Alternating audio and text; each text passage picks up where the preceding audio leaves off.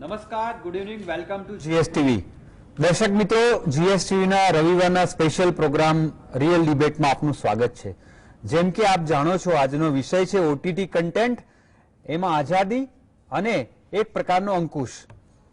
દોસ્તો, ઘણા સમયથી ઓટીટી પ્લેટફોર્મ ઉપર વેબ સિરીઝથી લઈ, સિરિયલ્સથી લઈ, ફિલ્મોથી લઈ, ઇવન એડ ફિલ્મ્સથી લઈને, શોર્ટ ફિલ્મ્સથી લઈને જે પ્રકારનો કન્ટેન્ટ આવે છે એની વિરુદ્ધમાં એક ધીમો ગણગણાટ હવે એક મોટો અવાજ બની રહ્યો છે અને હવે કેન્દ્રીય મંત્રીઓ પણ અકળાઈને બોલવા માંડ્યા છે કે આ શું ચાલી રહ્યું છે. બેફામ કન્ટેન્ટ, ગાળાગાળી, એક્સપ્લિસિટ કન્ટેન્ટ, વાયોલન્સ, એકદમ વલ્ગર, બીભત્સ રસ, એની વિરુદ્ધ એક અવાજ શરૂ થયો છે કે there should be A regulation. આના ઉપર અમે એક ચર્ચા રાખી છે, પણ એ પહેલા અમે અહીંયાથી એક સ્પષ્ટતા કરી દઈએ કે અમે કોઈ મોરલ પોલીસ નથી અને આ વિષય ઉપર કોઈ પણ ચર્ચા શરૂ કરતા પહેલા પ્રામાણિકતાથી હું એ કહું છું કે ઓટીટી કન્ટેન્ટે, ઓટીટી પ્લેટફોર્મે ભારતના સેંકડો, હજારો, લાખો કલાકારોની અંદર actors, directors, producers, music directors, સિંગર્સથી લઈ ક્રિએટિવ રાઇટર્સ, જે પ્લેટફોર્મ, જે તક આપી છે એ ક્યારેય પોસિબલ જ નહોતી. કારણ કે એકલી ફિલ્મ ઇન્ડસ્ટ્રી અને ટેલિસિરિયલે કહેવાતા મોટા માથા જેવા પ્રોડ્યુસર્સ અને દિગ્દર્શકોની 50 વર્ષ સુધી જે દાદાગીરી હતી, એક જ પ્રકારની ફિલ્મો મેળામાં મળ્યા, છૂટા પડ્યા અને 20 વર્ષે પાછા ગરબામાં ભેગા થયા. આવી વાહિયાત વિષય વસ્તુવાળી ફિલ્મોથી દર્શકો ઉપર જે રેગિંગ કર્યું હતું અને તમારે એમાં પણ કામ કરવા માટે એમના દરવાજે ચંપલ ઘસવા પડે, ફાટી જાય, મેળ પડે નહીં, કાં કોમ્પ્રોમાઇઝ કરો અને કાં ફેંકી જાઓ. આ જે 50 વર્ષ દાદાગીરી ચાલી એ છેલ્લા 5-7 વર્ષમાં ઓટીટી પ્લેટફોર્મે એ દાદાગીરીના ચિથરા ઉડાડી દીધા છે.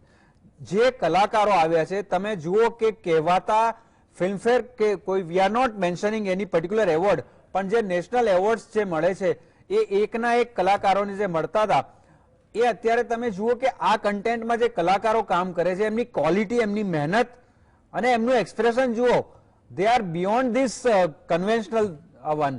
તો આટલું સરસ પ્લેટફોર્મ મળ્યું છે પણ એનું બેલેન્સિંગ થઈ રહ્યું છે? તમને જે ફ્રીડમ ક્યારે ના મળવાની તકો મળી હતી એનો તમે કેવો ઉપયોગ કરી રહ્યા છો? આ વિષય ઉપર એક ચર્ચા બહુ જ રસપ્રદ, આઈ હોપ કે તમને પણ ગમશે. આજે આ ચર્ચામાં ભાગ લેવા માટે અમારી સાથે legal expert Ruchika Kakkar online જોડાશે. બોમ્બેથી અભિલાષ ગોડા પણ, જો એમનો કોન્ટેક્ટ થશે, અત્યારે નેટવર્ક નથી મળ્યું તો જોડાશે. અને જીએસટીવીના અમારા સહયોગી અને સિનિયર એન્કર હિના પંચાલ આજે જુદા રોલમાં અહીંયા જોડાયા છે. Today she is not anchoring the show, but she is here. એ નવી અને યુવા પેઢીની રિપ્રેઝન્ટેટિવ એક યુવતી તરીકે અહીંયા છે કે જે આ કન્ટેન્ટ નવી પેઢીને કેટલો ગમે છે કે કેટલો નથી ગમતો, શી વિલ રિપ્રેઝન્ટ ધેટ. તો આ બંનેનું સ્વાગત છે. રુચિકા, સૌથી પહેલો વેલકમ. સૌથી પહેલા તો વેલકમ. Thank you.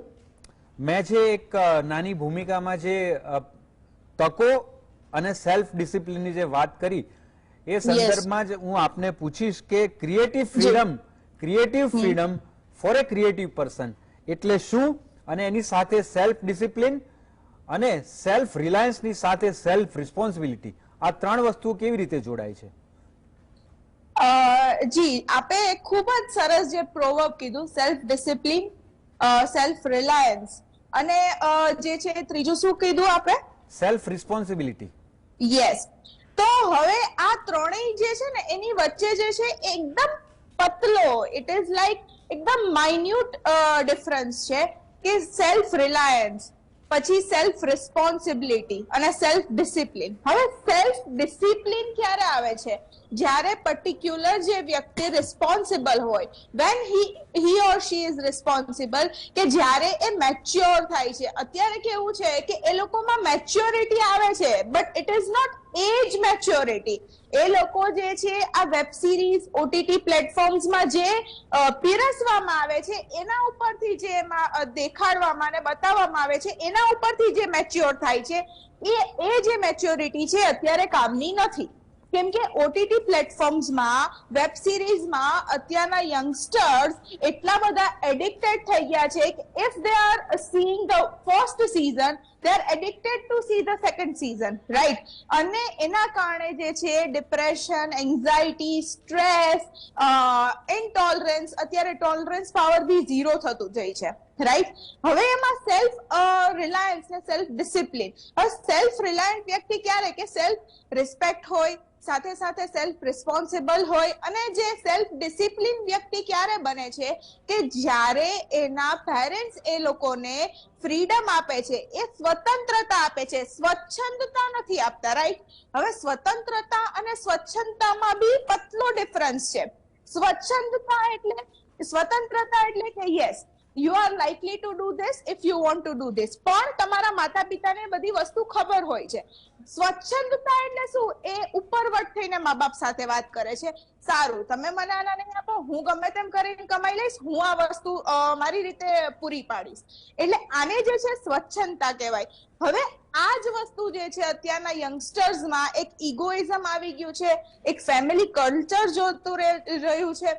કેમ કે પહેલા એ લોકો જોઈન્ટ ફેમિલીમાં રહેતા, રાઈટ? અત્યારે જેમ જેમ જનરેશન્સ આગળ વધે છે, ન્યુક્લિયર ફેમિલી થતા જાય છે, એટલે એ લોકોને ટોલરન્સ પાવર નથી, એ લોકો એકલતા અનુભવે છે. હવે એકલતા અનુભવે છે એ લોકોના કારણે જે છે એ જ એટમોસ્ફિયરના કારણે એ લોકો જે છે આ વેબ સિરીઝ પ્રત્યે આગળ વધે છે.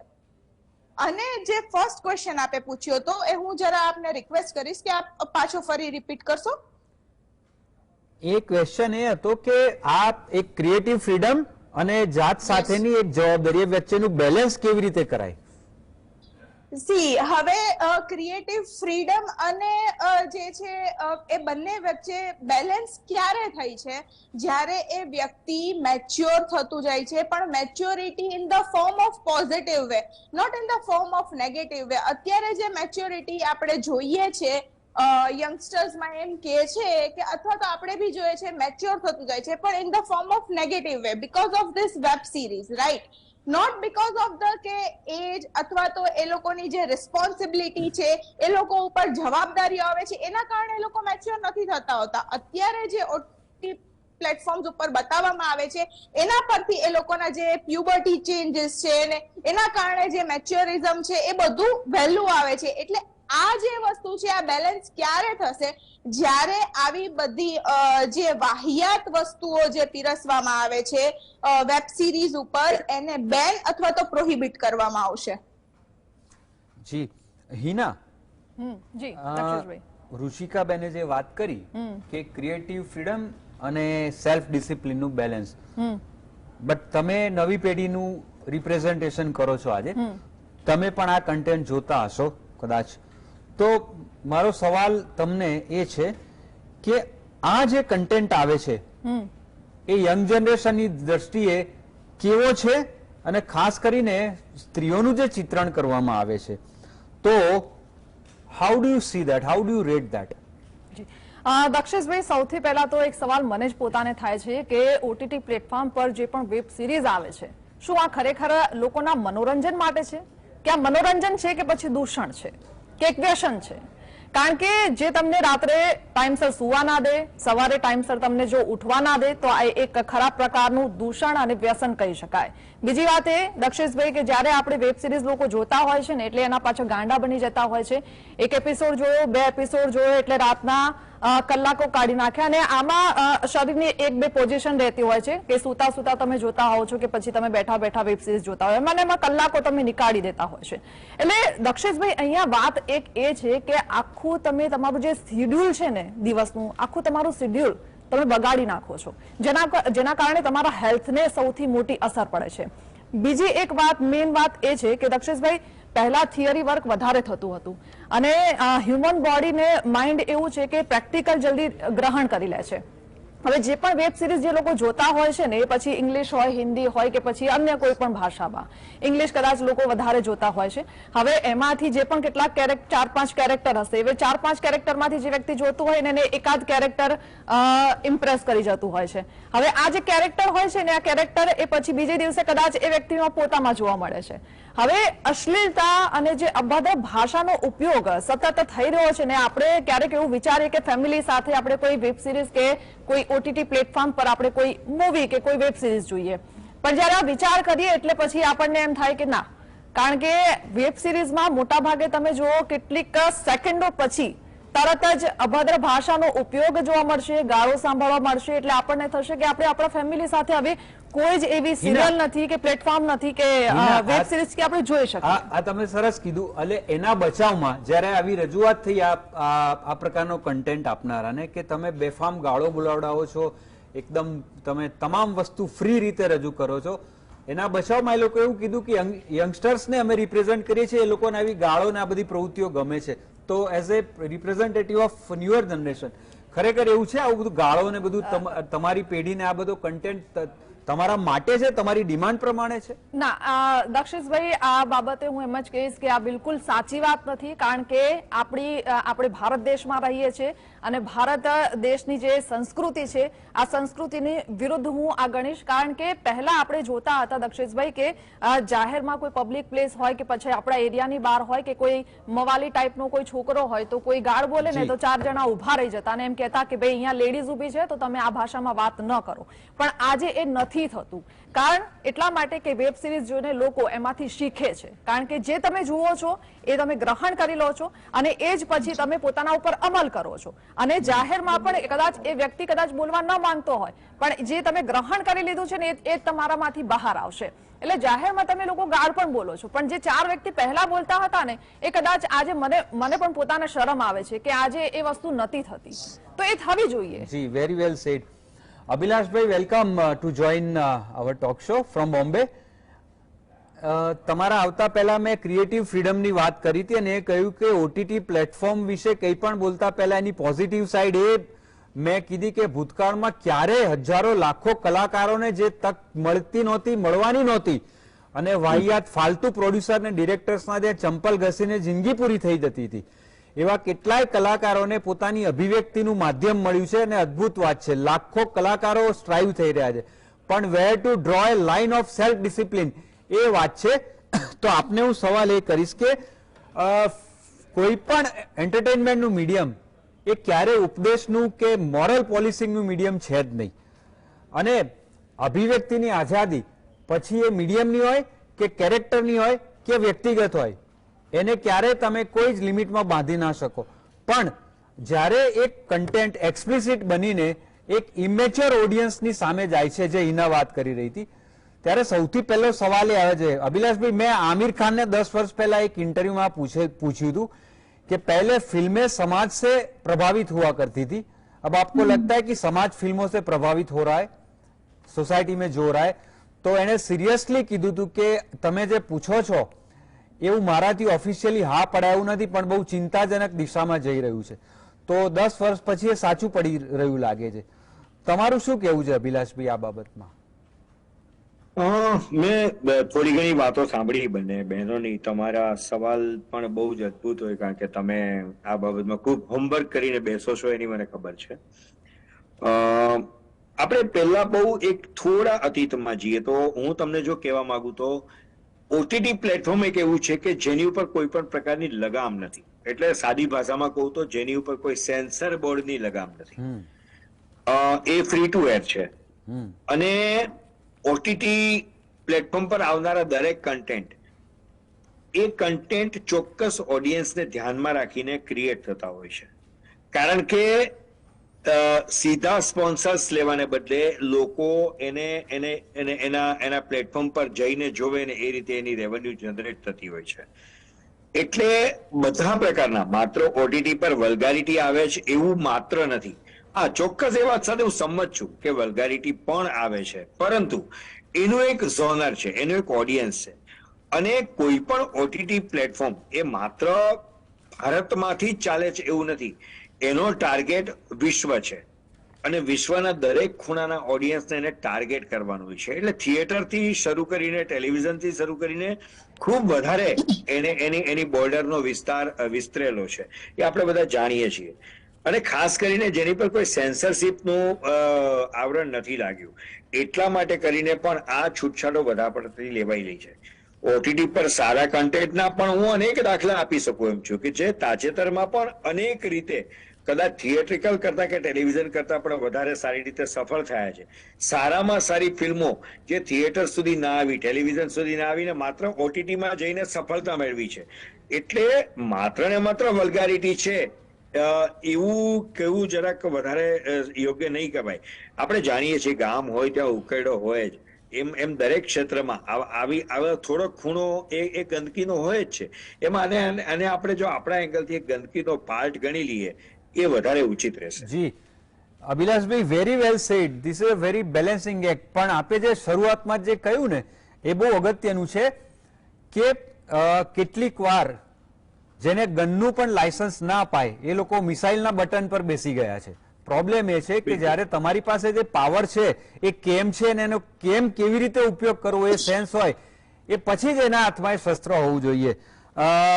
રુચિકાબેન, એક હું તમને આ સંદર્ભમાં જ એક વાત કરું કે ઘણા લોકોને ઓટીટી કન્ટેન્ટથી, જેમ અભિલાષભાઈએ છેલ્લે કીધું ને કે કદાચ અતિશયોક્તિથી બી વિરોધ થઈ રહ્યો છે, to some extent I agree with him. કારણ કે ઘણા લોકોને એ તકલીફ છે કે તમે ઓટીટી પ્લેટફોર્મ ઉપર સ્ત્રીઓને પોતાની આંતરિક અભિવ્યક્તિ, ઈચ્છા અનિચ્છાઓને આટલી ફ્રીલી વ્યક્ત કરતા બતાવો જ કઈ રીતે તમે અમારી સ્ત્રીઓને? એને તો ખરેખર 6 વાગ્યાનું એલાર્મ મૂકવાનું હોય, 7 વાગે બધાની ચા બનાવવાની હોય, એમાં કશીક ચામાં ખાંડ કે આદુ ઓછું વધારે હોય તો ખખડાવવાની હોય, ફરી માથું નીચું કરીને બીજી ચા બનાવે, પછી એ જમવાનું બનાવે, બપોરે ઊંઘી જાય, સાંજનું જમવાનું બનાવે, પગે લાગે. એટલે તમે આવી સ્ત્રીને રજૂ કરો એટલે તમારા મનમાં એ હોય કે તમે આનાથી હટકે કઈ રીતે રજૂ કરો છો. પણ પ્રોબ્લેમ એ છે કે એક આ અંતિમ છે કે તમે આ રીતે રજૂ કરો, અને બીજો એક અંતિમ એ છે અભિલાષભાઈ, તમને યાદ હોય તો 10 વર્ષ પહેલા કેટલીક બહુ જ ઓબ્જેક્શનેબલ એડ આવતી. ક્રિએટિવ ફ્રીડમ, સ્ત્રીની અભિવ્યક્તિ અને સ્ત્રીને બહુ જ ભૂંડી રીતે રજૂ કરી. બે વચ્ચેની જે ભેદરેખા છે એનું ઉદાહરણ આપું છું કે એક એડમાં એક સ્ત્રીને લગ્ન માટે તૈયાર થતી 15 સેકન્ડની એડ હતી અભિલાષભાઈ. નીચે વરરાજા હોટલમાં ચોરીમાં બેઠો છે, એ સ્ત્રી તૈયાર થઈને રૂમમાંથી નીકળે છે ચોરીમાં લગ્ન કરવા જવા માટે.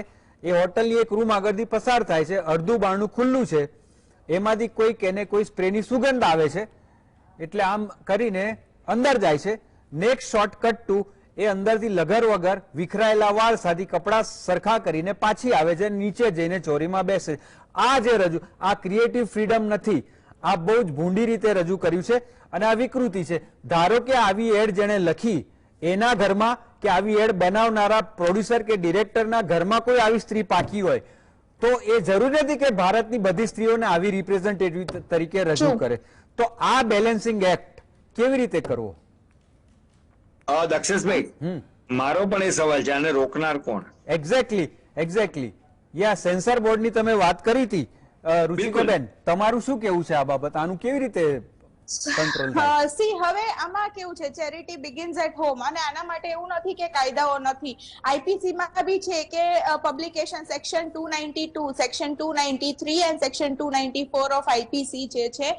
292 જે છે એ પબ્લિકેશન ઓફ ઓબ્સ્સીન પિક્ચર્સ છે અને 293 જે છે એ સેલ ઓફ ઓબ્સ્સીન પિક્ચર્સ છે. અને એના કારણે જે છે લોકો એનોય કરે છે. હવે એનોયન્સ જે થાય છે પબ્લિક પ્લેસમાં થાય છે, તો એ સેક્શન 294 છે. હવે એ બધામાં સજા બી આપેલી છે કે if you are convicted for the first time then you will be punished with 2 years imprisonment and with fine 2000 or with both. અને સબસિક્વન્ટલી એના પછી અગર અગેન તમે સેકન્ડ ટાઈમ આ જ વસ્તુ કરો છો તો તમે 5 yearsની ઇમ્પ્રિઝનમેન્ટ થશે અને 5000 સુધીનો ફાઇન થશે. હવે આ રહી કાયદાની વાત. હવે કાયદો તો છે પણ એનું ઇમ્પ્લિમેન્ટેશન ક્યારે થશે? તો હવે જો એનું ઇમ્પ્લિમેન્ટેશન જે છે એ સ્ટ્રિક્ટલી થવામાં આવશે તો આવા જે ઓબ્સીન પિક્ચર્સ છે, જેમ સરે બી વાત કરી કે બધી જ જે છે વેબ સિરીઝ એવી નથી હોતી, પણ અમુક જે વેબ સિરીઝમાં છે, જેમ આપે વાત કરી દક્ષેશભાઈ, કે એમાં સ્ત્રીઓનું જે છે આવી રીતે ચારિત્ર બતાવવામાં આવે છે, જેથી સ્ત્રીઓની માનસિકતા ઉપર બી અસર થાય છે, અને જે છે એ લોકો, એ જે અત્યારની યંગ જનરેશન જોવે છે, એ લોકો બી એવું વિચારે છે કે આ જે છે રિયાલિટી છે. એ નથી સમજી શકતા કે આ એક ઇમેજિનરી વર્લ્ડ છે, પણ એ ઇમેજિનરી વર્લ્ડ ને એ લોકો રિયલ સમજે છે. રુચિકાબેન, હું આના માટે એક બહુ શોર્ટમાં જવાબ આપું. કદાચ તમને ખ્યાલ છે કે નહીં મને ખબર નથી, પરંતુ ભારતમાં જે સૌથી વધારે ચાલતા ઓટીટી પ્લેટફોર્મ છે એનું રજીસ્ટ્રેશન ભારતની બહાર થયું છે. એટલે ભારતના કાયદા ક્યાંક ને ક્યાંક એની ઉપર નથી ઇમ્પ્લિમેન્ટ થઈ લાગુ શકતા. પડતા. Very true, you are right. Yes.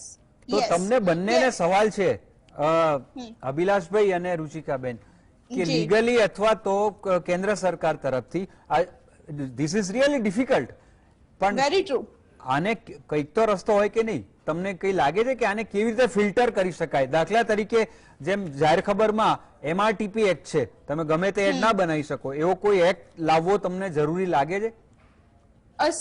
મારા તરફથી હું આન્સર આપીશ કે ખરેખર આવું બિલ પાસ થવું જોઈએ, અને આના માટે કંઈક કાયદો બનવો જોઈએ કે જેનો જે બી ઓટીટી પ્લેટફોર્મમાં સિરીઝ આવે છે એની મંજૂરી જે આઉટ ઓફ ઇન્ડિયાથી આવે છે, તો એવી સેન્સર બોર્ડે એવી કોઈક સ્ટ્રિક્ટ નોર્મ્સ રાખવા જોઈએ, અને એવું જો એવો કોઈ જ કાયદો ના હોય તો એક બિલ પાસ કરવું જોઈએ, અને આવા જે આવા વેબ સિરીઝ છે એના ઉપર ચોક્કસપણે ધ્યાન આપીને એને જે છે આપણા ઇન્ડિયામાં પબ્લિશ કરવું જોઈએ. Hina, you wanted to say something. મારે અભિલાષભાઈએ જે આના પહેલા આન્સર આપ્યો એના ઉપર થોડીક વાત કરવી છે, એટલા માટે કે અભિલાષજીએ જે કહ્યું કે એક ચોક્કસ વર્ગને ટાર્ગેટ કરીને વેબ સિરીઝ બનતી હોય છે.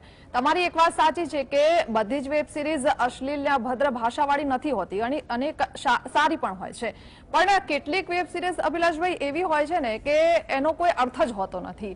એ વેબ સિરીઝ આપણે જયારે કંઈક બનાવતા હોય છે તો કોઈ વસ્તુને વિચારીને, અથવા રિયલ લાઈફ સ્ટોરી હોય, હિસ્ટોરિકલ કોઈ સ્ટોરી હોય તો આપણે એ વિચારીને બનાવતા હોય છે, પણ ઘણી વેબ સિરીઝ એવી હોય છે કે માત્ર અશ્લીલતા માટે જ બની હોય છે, અને દર 5-10 સેકન્ડે અશ્લીલતા બતાવવામાં આવે છે, ભદ્ર ભાષાનો ઉપયોગ કરવામાં આવે છે. આપણી જો ભારતીય સંસ્કૃતિની વાત કરું ને, તો ભારતીય સાર્વભૌમત્વ અને અખંડિતતા છે ને, એની વિરુદ્ધ એવું કોઈ કન્ટેન્ટ ન હોવું જોઈએ. યસ, અભિલાષભાઈ, તમારી વાત સાથે સંપૂર્ણપણે સંમત છું, પરંતુ એવી કોઈ વાત જ નથી. બેઝિકલી વાત એવી હોય છે, તમારો કેમેરો સીધો કરજો અભિલાષભાઈ, કેમેરો તમારો. બેઝિકલી વાત એવી હોય છે કે આમાં કોઈ ટાર્ગેટ ઓડિયન્સને માંથી એને ટાર્ગેટ કરીને નથી બનાવવામાં. બધું બેઝિકલી કોઈ પણ ઓટીટી પ્લેટફોર્મ છે એ એના માર્કેટિંગ ડિપાર્ટમેન્ટના આશ્રિત હોય છે. દક્ષેશભાઈ મારી વાત સાથે સંમત જી જી અભિલાષભાઈ, માર્કેટિંગ ડિપાર્ટમેન્ટ તરફથી જે ડિમાન્ડ આવે એના આધારે કન્ટેન્ટ બનાવવાનો હોય છે, કારણ કે એના માટેના સ્પોન્સર્સ પહેલા રેડી હોય છે. જી અભિલાષભાઈ, દર્શક મિત્રો, આપણી પાસે હવે માત્ર 1 મિનિટ છે, તો આ ત્રણેય મહાનુભાવોનો આભાર માનવાની સાથે હું એ કહીશ, એક ઉદાહરણ આપું છું કે આ રોકવા માટે અથવા તો કંટ્રોલ કરવા માટે અથવા તો ફિલ્ટર કરવા માટે પોલિટિકલ વિલ બહુ જરૂરી છે. એક નાનું ઉદાહરણ આપું છું અભિલાષભાઈ. 2006માં મેં જે પેલી એડની વાત કરી, એક સ્ત્રીને જે રીતે લગ્ન કરવા બતાવવામાં આવતી હતી, આવી 10 એડ આવતી હતી. એનું લિસ્ટ મેં એ વખતના અમદાવાદના સંસદ સભ્ય હરીન પાઠકને આપ્યું કે આ સમાજ માટે બહુ નુકસાનકારક છે. એ વખતે સરકારમાં નહોતા, તેમ છતાં એમણે બીજા જ દિવસે સ્પીકર સોમનાથ ચેટર્જીને 0 ઓવરમાં જઈને આ લિસ્ટ આપ્યું, અને સાંજે એમનો ફોન હતો કે ભારતની પ્રજા અને માનસિકતાના સંદર્ભમાં અને restoring the dignity and self respect of women, આ બધી એડ તાત્કાલિક બંધ કરવાનો આદેશ છૂટ્યો છે, કાલથી નહીં જોવા મળે. 24 કલાકમાં આવી 10 એડ બંધ થઈ હતી. તો અત્યારે એક મંત્રીએ જે ઉગ્ર ભાષામાં આના વિશે પ્રતિભાવ આપ્યો છે કે બધું બંધ થવું જોઈએ, એગ્રીડ. સરકાર તમારી છે, કાયદા તમારા છે, સિસ્ટમ તમારી છે, do it, it is necessary. ત્રણેયનો ખૂબ ખૂબ આભાર. ફરીથી મળીશું આવા જ સબ્જેક્ટ સાથે. Good night, see you again.